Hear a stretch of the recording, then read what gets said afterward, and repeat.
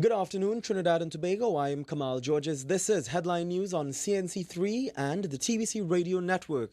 National Security Minister Jack Warner says the much-talked-about crime plan will be presented to Prime Minister Kamla Persad-Bissessar during a meeting of the National Security Council later this afternoon.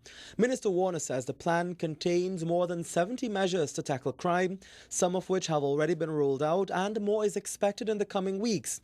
Speaking with reporters at the Vishnu Boys College, Minister Warner also says that his ministry has requested $4.2 billion from the finance minister in the 2012-2013 budget. I'm asking for a little more than $4.2 billion to carry out my project.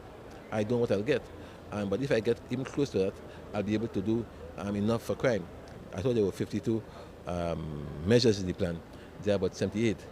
The Joint Trade Union Movement says it wants to meet with opposition leader Dr. Keith Rowley and leader of the Movement for Social Justice on Friday.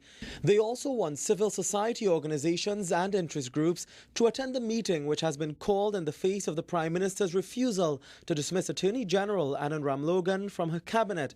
The Joint Trade Union Movement says it is dissatisfied with the Prime Minister's response to calls for AG Ramlogan's dismissal in the face of growing concerns about his role in the Section 34 fiasco. The Joint Trade Union Movement says it stands ready to join forces in a broad-based national front to determine the necessary mass action to get the result it is looking for.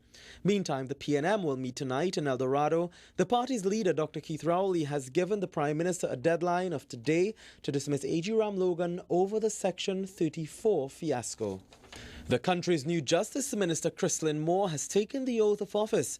Miss Moore, an attorney by profession, was sworn in this afternoon by Acting President Timothy Hamel-Smith in a brief ceremony attended by Prime Minister Kamla Persad-Bissessar and other government officials at Knowsley.